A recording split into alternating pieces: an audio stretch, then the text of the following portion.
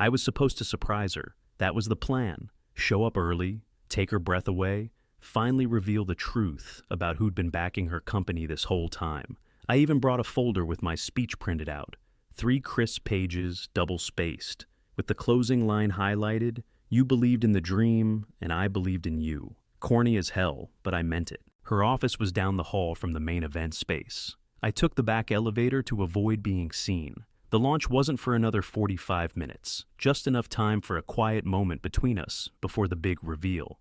But before I even touched the handle, I heard her laugh. Not just any laugh, that one. The one she used to pull out just for me, when we were still happy. Then her voice, "He's so clueless. I swear I could tell him I'm the Queen of England and he'd believe it." That stopped me cold. Quick note, before listening, share which city or country you're watching from. I stepped back, not breathing. The door was cracked just enough for me to see in, and that's when I saw them.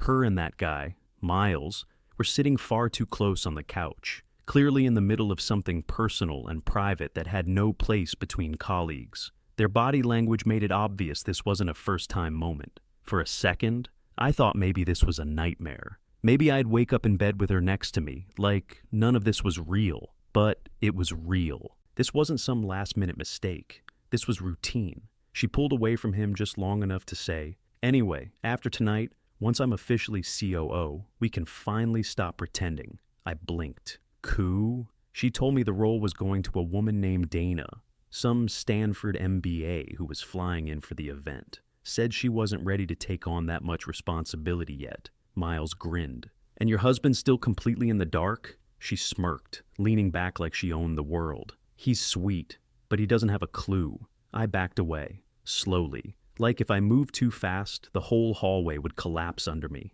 My pulse was thudding in my ears. The speech folder was damp in my hand. Everything I thought I knew, our marriage, the company, the sacrifices I made, none of it was real. She was about to step onto a stage and claim a life I built, pretending I had nothing to do with it. I turned and walked out.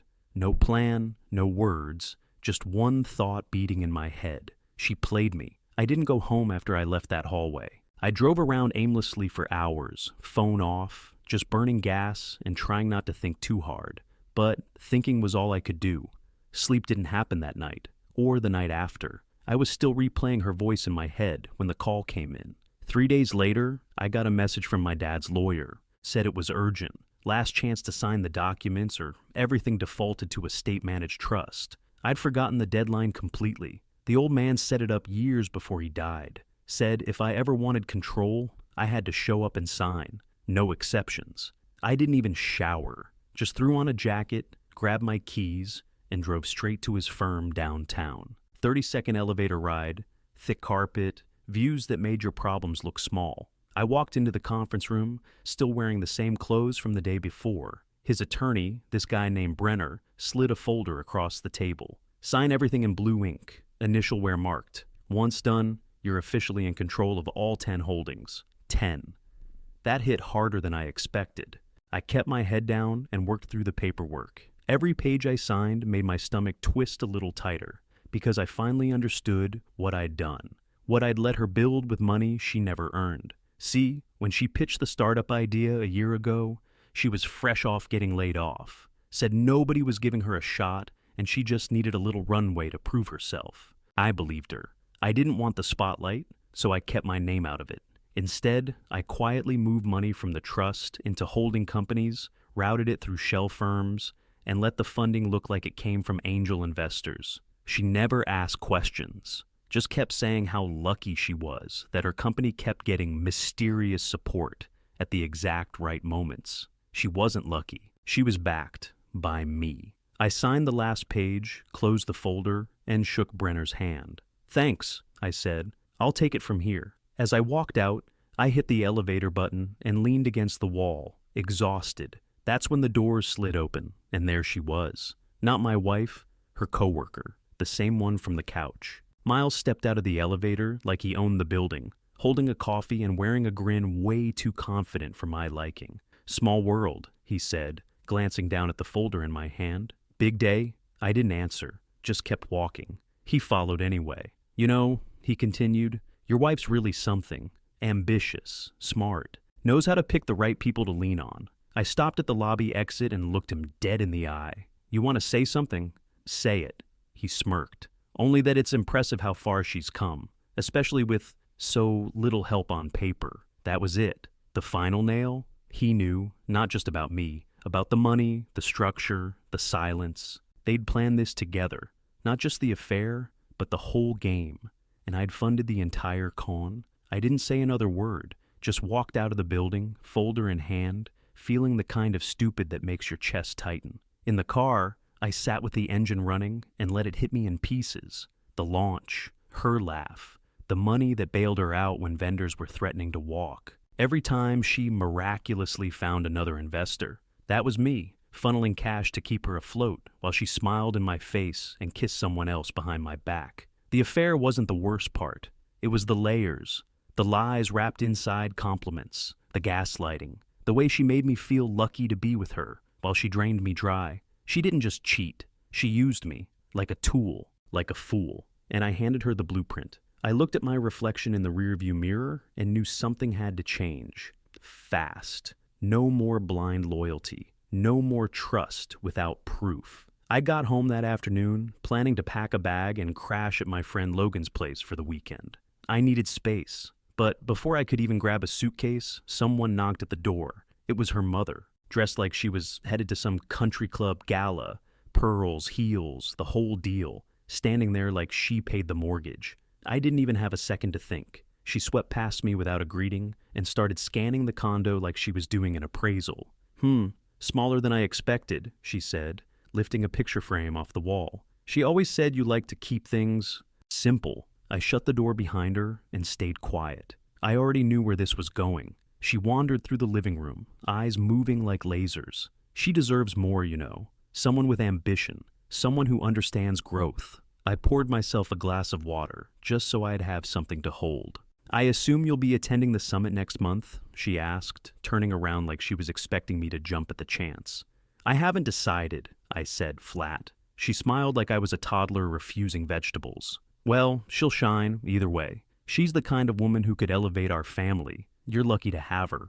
I bit my tongue so hard I tasted blood. She was talking about the same woman I watch make out with her coworker like I didn't exist. And now her mother was in my kitchen acting like I'd won the lottery. Dinner was quiet. She stayed, of course. Said she missed her daughter's cooking and couldn't resist the invitation. Except her daughter hadn't invited her. She just showed up and expected a meal. I cooked anyway. While she went on and on about legacy and vision, I opened a bottle of red I'd been saving for a client pitch that never happened. Cost me $500. I told them it was a $12 special from Trader Joe's. They both raved about it. After she left, my wife spent another hour on the phone, pacing, whispering, saying things like deliverables and conversion rates that meant absolutely nothing after 10 p.m. I cleaned the dishes alone, checked my watch, and kept my mouth shut. She left her gym bag in the laundry, said she needed it ready for a morning spin class. But when I moved it to toss in a load, something slid out of the side pocket. Thick, glossy paper folded in thirds. I opened it. Hotel receipt. Boston. 2 guests. Champagne. Executive suite for 3 nights. Not last year. Last week. I stood there, holding the proof like it was a bomb. My stomach turned. My hands started to sweat. She said she'd been in back-to-back investor meetings. Swore she hadn't even had time to shower, let alone fly to another state. Midnight rolled around. She walked in smelling like expensive perfume and exhaustion, tossing her bag on the chair like nothing happened. Sorry, she muttered, not even looking at me. The last pitch ran long. They're interested, though. Might be a huge win. I just nodded. Cool. She didn't notice my face. Didn't ask why I was still dressed or why the gym bag was zipped differently. I could have confronted her right there. Could have thrown the receipt in her face, screamed, broken something, anything. But I didn't. Instead, I waited until she was asleep, then grabbed my laptop from the closet and sat on the floor in the guest room. My hands were shaking, but I logged into our shared accounts. Not just the main ones, all of them. Business, savings, retirement, and there it was. Over the last 6 months, she'd been slowly siphoning off funds into an account I'd never seen before. Offshore bank. Her name only. Tens of thousands moved in pieces, like she thought I wouldn't notice. I didn't sleep much after I saw those transfers. Every time I closed my eyes, I saw her in that hotel suite, not wondering how to fix our marriage, but calculating her next move. By Tuesday morning, I had a plan. Nothing grand, nothing final, just one decision. Follow her. No more guessing, no more trusting. She left around 11, said she had a working lunch with a partner from Chicago.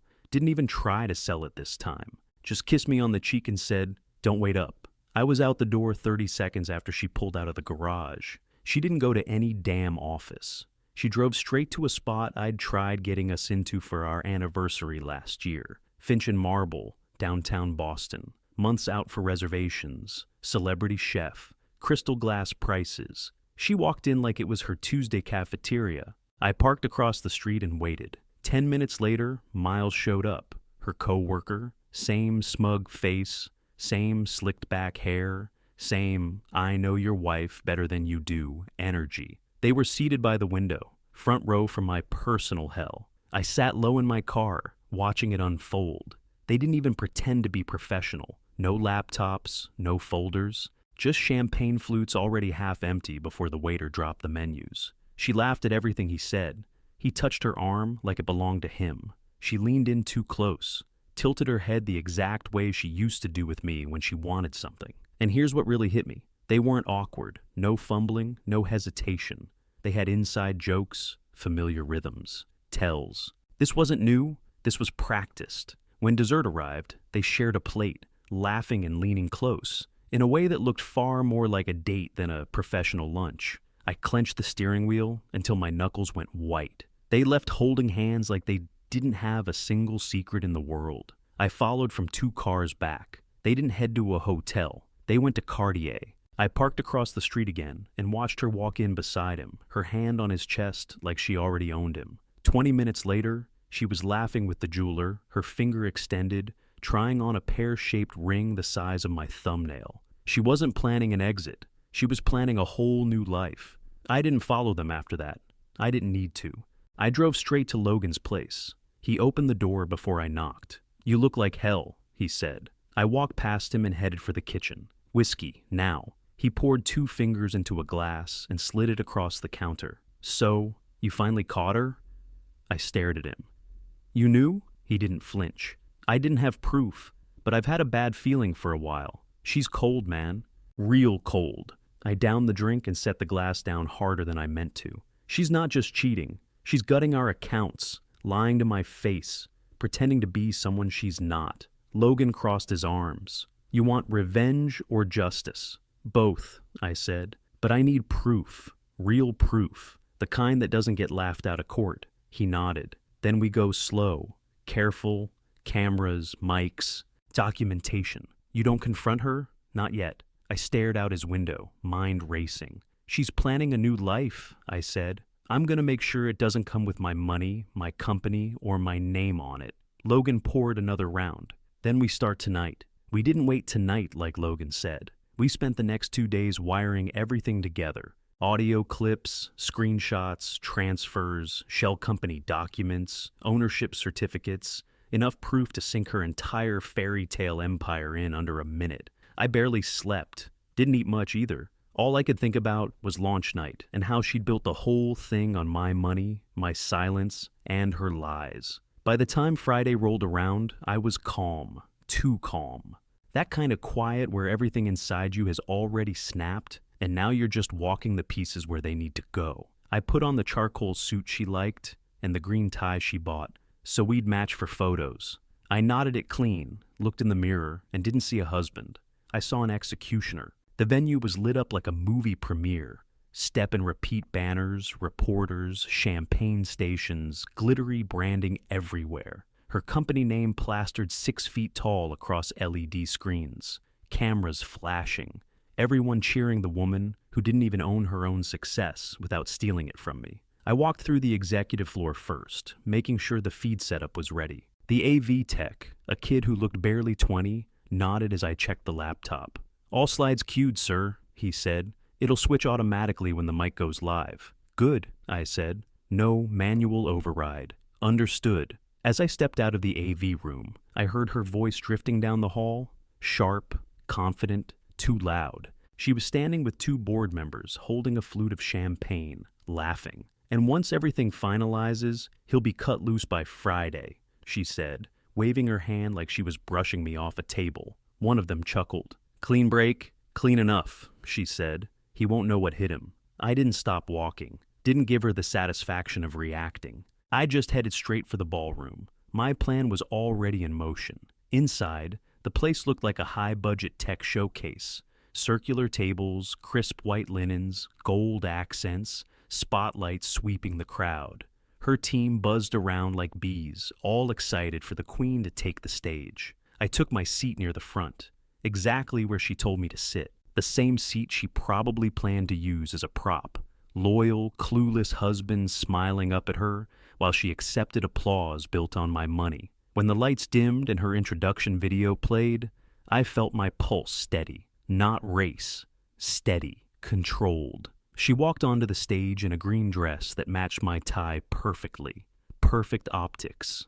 Perfect lies. "Thank you all for being here," she said, glowing under the lights. "Tonight is about vision, growth, and the people who believed in us." She launched into her pitch, the same rehearsed speech I'd read in drafts when she still pretended to trust me. The crowd loved her. She soaked it in. Then she flashed that warm, practiced smile. "And before we continue, I want to bring someone special up here. My husband, the one who always believed in me." She extended her hand toward me. People clapped. Cameras turned. She thought she owned this moment. I stood, walked up the steps, and felt the weight of the mic when she passed it to me. "Thanks," I said. "I've got something to share." The slides behind us shifted. Not her branding, but mine. Ownership charts, wire transfers, shell companies, my father's trust name, my signature. The room fell silent. "I'm the investor," I said. "Not an angel, not a silent partner, the majority owner." She blinked at the screen. "What are you doing?" I ignored her. "Every round you bragged about, my funding, every bailout you took credit for, my portfolio." Murmurs rippled through the room. And while she was spending my money, she was also involved in an inappropriate relationship with one of her employees. Gasps. Heads turned, phones lifted, her face drained. "But that's not all," I said. "She's been stealing from her own board, embezzling through offshore accounts she thought I'd never find." The final slide hit the screen. Account numbers, transfer logs, her signature. She reached for the mic, panic rising. "Stop!" I pulled it back, firm. "That's my presentation," I said. "Not yours." Then I stepped forward, facing the audience as security moved in behind her, and I walked off the stage. The second I stepped off that stage, the whole room blew apart. Board members were on their feet, yelling over each other. Reporters shoved forward, mics raised, cameras flashing like strobe lights. Investors were already dialing phones. She just stood there center stage, pale as drywall, mouth moving, but no words coming out. I didn't look back at her. I didn't need to. I reached into my jacket, pulled out the small black remote, and clicked it. Security moved in after the board signaled them. Within seconds, she was surrounded. She tried to argue, hands raised. Wait, I can explain." "You need to come with us. The board wants to speak with you immediately." I kept walking. By the time I hit the parking garage, my phone was already vibrating nonstop. Her number, her lawyer's number, her mother's. Texts pouring in like a flood. "What the hell did you do? You're ruining everything. Let's talk." I didn't answer a single one. I got home, turned off all the lights, and changed the locks. Front door, garage, balcony, the whole set. Then I grabbed a duffel bag and packed only what I brought into the marriage. 2 suits, my laptop, old watch, one framed photo of me and my dad fishing in Vermont. Everything else, hers now. I opened my laptop at the kitchen counter and made the first call to my lawyer. "Start the paperwork," I said. "Tonight." He didn't ask questions. I spent the next 4 hours freezing everything. Shared cards, auto pays, business lines, travel points. Anything she had access to, I shut it down. I reset passwords, locked files, closed vendor portals, and flagged accounts that had her name anywhere near them. Around midnight, the texts turned nasty. "You spiteful little coward, you'll regret this. I made you relevant. You think anyone's gonna back you?" I screenshotted every single one. By 2 a.m., the threats turned to begging. "Just talk to me. You misunderstood. Please, I didn't mean for this to happen. We can fix it. I love you. I didn't reply. By morning, she was locked out of everything. Her key card wouldn't work at the building. Her email bounced back. Her name was stripped from the project database. Her company credit card was denied at Starbucks. That one made me smile. She tried calling Logan. He blocked her before she finished her first sentence. I sat at the breakfast bar with black coffee, watching the sun come up over the skyline. The condo was dead silent. No heels clacking across the floor. No fake morning cheer. Just peace. My phone buzzed again. Final message. You're going to regret crossing me. I saved it to the same folder as the rest. Then I took a breath, stood up, and started planning what came next. The raid happened 6 days later, right in the middle of the morning news cycle. I was drinking coffee, watching the feed like it was just another business segment, when the station cut to a live chopper over downtown. Red jackets, federal seals, tactical vests, my company's logo glowing behind bulletproof glass as agents stormed the lobby. It hit the wire in under 5 minutes. FBI executes federal warrant at tech startup headquarters in Boston. Allegations of data theft, embezzlement, and foreign collusion. The camera caught her being walked out in cuffs. No makeup. Hair pulled back. A jacket tossed over what looked like pajamas. Miles came out right after her, trying to play it cool in sunglasses. But his face said everything. By lunch, the story was out. Miles had been quietly feeding sensitive internal reports to outside parties to inflate his own influence. She had authorized the payments under expansion strategy. The emails weren't just careless, they were arrogant. Charges started piling up. Corporate espionage, wire fraud, securities violations, and obstruction. The feds moved fast. One board member flipped immediately. Her entire leadership team ghosted. I didn't say a word publicly. Not one press release. Not one tweet. Instead, I sat down with Logan and my legal team and filed a motion through a holding company we'd set up months earlier. Quiet, clean, airtight. Within 72 hours, I acquired full rights to her company's assets. Software, patents, server infrastructure, naming rights, everything. The name was dissolved. The parent company I restructured now carried my name. First order of business. Gutter office. I didn't even walk inside. I stood in the doorway and told the contractor, strip it all. Desk, couch, walls. I want it empty. When he asked what we were doing with the space, I smiled. Storage closet? He nodded. Supplies? No, I said. Trash bags, cleaning carts, mops. Her mother called me the next day. Unlisted number, but I answered out of curiosity. I know things look bad, she said, voice trembling. But she's still your wife? No, she's not. Look, she made mistakes, but she's being torn apart out there. You could help. I did help, I said, for 3 years. Now I'm done. There was silence, then a sigh. She doesn't have access to the trust anymore. I just thought, maybe you'd want to reconsider. I'll secure your trust fund, I cut in. You'll be fine. But we're not speaking again. Ever. I hung up. After that, I had everything scrubbed. Her name gone from old files. Pictures deleted. Shared memories boxed up and shipped to a storage unit I never planned to visit. I made sure the marketing team rebuilt the website from scratch, with new photos, new names, new language. Only thing I kept was the lessons. Trust no one without proof. Love doesn't mean blind. And silence. That's how empires get stolen. Logan asked me if I ever missed her. I told him no, but I missed who I thought she was. The woman I built a future with in my head. The one who only existed in memory she didn't even mean. That version never existed, so I buried her. Not in anger, not in bitterness, in paperwork. 6 months later, I stood behind a black curtain, holding a mic and looking out at a packed convention hall. 5,000 people, all waiting to hear me speak. The Global Startup Summit. Boston Convention Center. I wasn't the guy hiding in the audience anymore. I wasn't the silent partner. I was the keynote. The lights dimmed, and the announcer's voice boomed through the room. Please welcome to the stage, the founder and lead strategist of Meridian Core Group, Ethan Granger. I stepped out to a wall of applause. Flashbulbs. Screens lit up with my name. No green tie this time. I took my place at center stage and got straight to it. 6 months ago, I inherited a company built on ego, shortcuts, and secrecy. What we've done since then is tear it down and start over. The first slide clicked on behind me. New branding, stripped of the past, rebuilt with intention. I walked them through the pivot. We shifted the whole business model toward clean tech development.